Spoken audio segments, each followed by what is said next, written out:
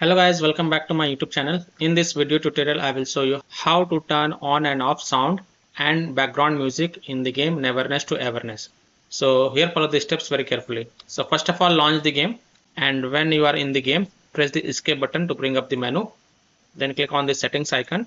Then click on this headphone icon, and here you can see the music option. Just toggle it to 0 to turn off the background music. So this will turn off the background music, and if you want to turn on, then just drag it to 100% and this will turn on the background music. Now if you want to turn off sound in the Neverness to Everness game, then you have to toggle this button to 0. When it is 100, then you can hear the sound, and when you toggle it to 0, then you will not hear any sound. So this is how you can turn on and off sound and background music in the Neverness to Everness game. So that's all for this video. If this video helped you, then please like and subscribe to my channel, share this video and hit the bell icon to get the latest updates. Thank you.